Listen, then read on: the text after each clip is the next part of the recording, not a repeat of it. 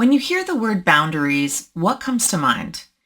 In a time where we often pay attention to the most dramatic, I think it often brings to mind words like divorce or no contact, a very big no, and cutting toxic people out of our lives. So if somebody says they're setting boundaries, we immediately picture ended friendships, ended marriages, no contact with family members, or walking away from toxic relationships. And while boundaries can absolutely look like that, in my experience, that's actually the exception, not the rule.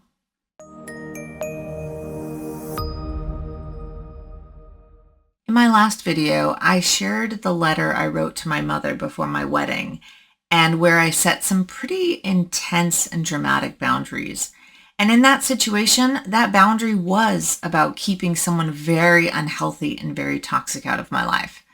But over the last many years, I've learned instead that healthy boundaries aren't usually walls. They're things like communication or clarity and mutual respect. Some of the healthiest boundaries I've ever seen have nothing to do with cutting someone off or some big dramatic blow up. They're small things that happen in marriages and friendships, in volunteer organizations or in your work, and even in conversations with ourselves. So today, I want to talk about what healthy boundaries can actually look like in real life and how to not feel guilty about enforcing them. Let's first talk about boundaries with our time. One of my best friends is very good about setting boundaries with her time and energy.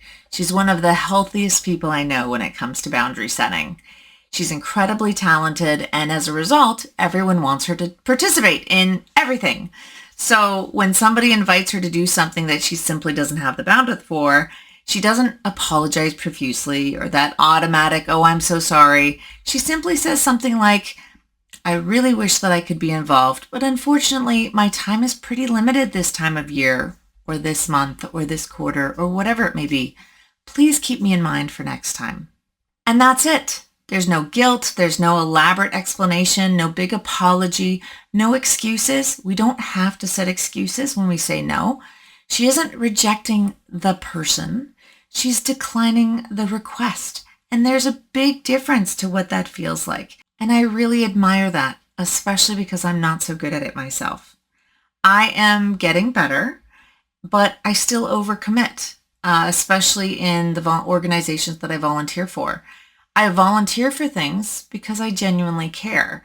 I often convince myself that if I'm not the one to do it, who will do it? Does that sound familiar? In any case, one of the hardest lessons I've had to learn is that boundaries don't just protect us from toxic people, they sometimes protect us from ourselves and our own overcommitment. As I worked on the script for this week, it inspired me to do something that I've needed to do for a long time. I resigned from one of the leadership positions I have in my search and rescue team. I currently hold 2 high-level leadership roles, an officer and a director role, and I have not been doing very well at balancing both of them. Life and work and my own household of fuzzy critters I need to take care of, they all take a lot of time. So I resigned from one of them. I actually sent that email today, and honestly, I'm proud of myself.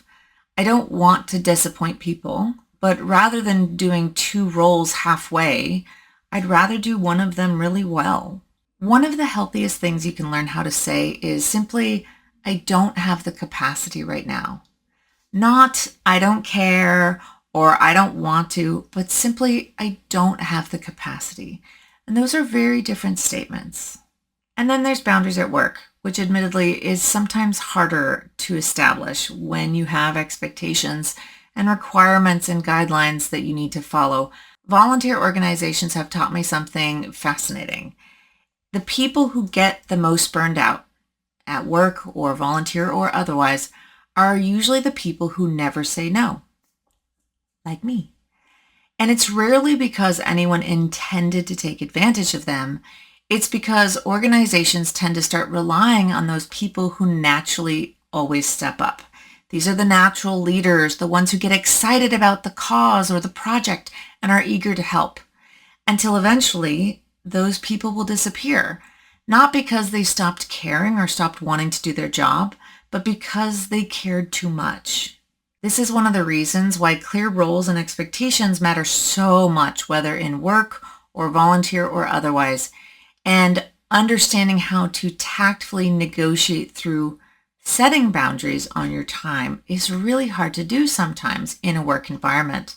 But one of the things I've found is that if you're organized and you can clearly articulate everything you're working on, being able to say, hey, look, going back to lesson number 1, capacity with your time, linking it with work. Hey, boss. Hey, leader, whoever this may be. I'm currently working on 10 critical projects. You're handing me an 11th. How do I realign these priorities so that yours gets into the top 10 so they can actually get done? What are we going to deprioritize here? And that has been very helpful for me in ensuring alignment and trying to keep some balance. And then going back to those roles and job descriptions, when everything belongs to everyone or it's not clearly defined, eventually it will end up getting handed to the person who can't say no. And that's simply not sustainable. Sometimes the healthiest boundary isn't saying I quit or I'm going to leave this place. Sometimes it's simply having that conversation to say, I can own this one project or these top 5 projects, but I can't own all of them. And I'm not saying you won't have to quit if your boundaries are not respected, but start small and see how that goes from there. And then there's friendship boundaries. One of my first friendship breakups, if you want to call it that, didn't actually involve a fight or any disagreements. There was no dramatic falling out. I just realized one day that I was doing all of the work. I was in my late teens, early 20s, and one day just sat there and went, I'm the one putting in all the effort here. I was driving 3 hours to visit her. I was always the one picking up the phone to make those calls. I was always the one making plans. So I decided to set a very simple boundary for myself. I wasn't going to reach out first anymore. I wanted to see if she would reach out. And she never did. And that told me everything I needed to know. The relationship quietly faded away, and that's okay. A friend told me once that people come into our lives for reasons, seasons, or lifetimes. And whether that's universally true or not, it has helped me evaluate and prioritize better which relationships am I focusing on and why, because not every relationship is meant to last forever. I think one of the biggest misconceptions about boundaries is that they're always confrontational. Sometimes, like in this story, a boundary is simply matching someone else's level of investment. No big speeches, no anger, just information. And sometimes that simplest boundary of, I'm going to let them reach out first the next time, can reveal so much about how much effort you too should be putting in. And then, of course, there's the dating and the marriage boundaries. Boundaries, of course, don't just shape our friendships. They shape who we build our lives with. For a long time, I didn't do a good job of holding on to my personal boundaries when I was dating. I stayed in many relationships, even when fundamental differences existed that made us entirely incompatible. Finally, I realized that with all of my failed relationships, I was the common denominator. So I took some time away from the dating pool and I focused on myself. And that's when I realized something critical. I was not holding on to my boundaries. And you have to understand your non-negotiables.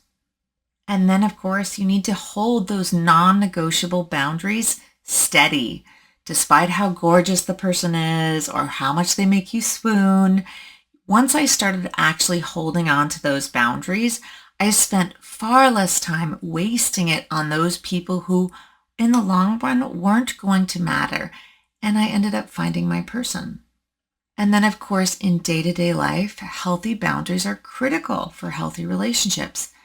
Sometimes my partner wants to relax together and I have to say, no, I really want to, but I have to finish this project tonight or make a video for you guys. Or sometimes we have to sit down and have an uncomfortable conversation about our budget because we overspent together. Or sometimes one of us has to decline intimate time because we're not feeling up for it. Those are all different types of boundaries, and they're not punishment, that they're communication. And that communication and those boundary setting and alignment are how healthy relationships stay healthy. And then we have emotional boundaries. So that really awesome friend I shared it with you at the beginning is also an excellent model for setting emotional boundaries. If she's having a rough day, I've seen her say almost verbatim, "Hey, I'm not in a good headspace for this conversation right now. Can we revisit it tomorrow?" And that's just an example, but I love that because she's not avoiding the tough conversations. She's postponing it. She's setting a boundary and protecting herself without dismissing an important conversation. And so with that, she's protecting herself. She's protecting the relationship. And so sometimes those boundaries aren't necessarily a no. Sometimes they just have to be not right now. And I think that's an important distinction and it's honestly one of the many tools I've used with my own partner when I'm frustrated or need to have a serious discussion that I'm simply too emotional or exhausted to do right now. So let's table it for later. And then, of course, there's the big one, family boundaries. Obviously, as my many videos have introduced to you over this last year, I have set a lot of family boundaries over the years.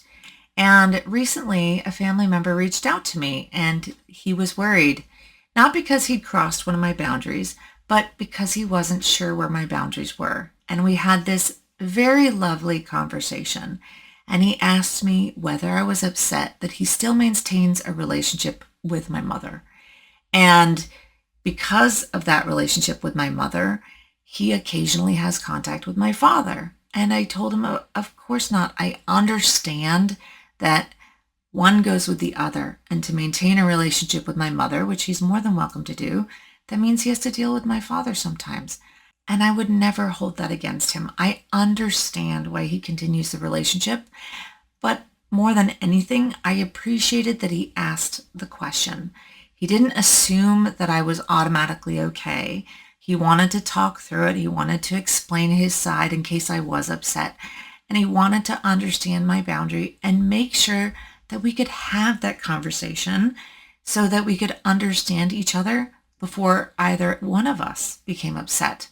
And that is a wonderful example of just a very respectful boundary. It's a wonderful reminder that healthy people don't need to fear those boundaries. And sometimes, like this situation, they ask where they are because preserving those relationships matter. And so I think that's what I've learned over the years of, first of all, setting my very first boundaries, and now learning to continually enforce and protect those boundaries, is that barriers aren't supposed to be barriers to the relationship. They're supposed to help with communication, add clarity, bring mutual respect. Your boundaries, my boundaries, what are they? Let's talk about them.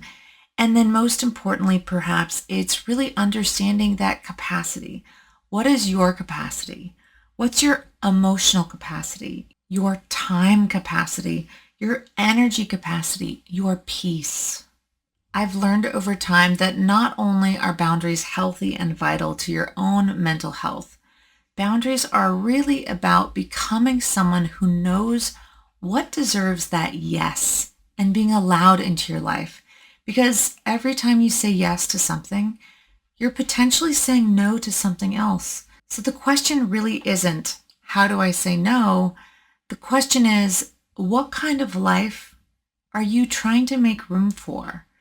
For me, that answer has become a lot more focused around my peace, my healthy relationships, more intentionality of what I say yes to, and fewer obligations born out of guilt. Yes, I have absolutely used boundaries to keep some people out, but I've learned that it's more about making sure that the right people and the right commitments have room to stay. Thank you so much for being here with me. I'm Janae Cherie, and I hope that my stories help you to tell yours.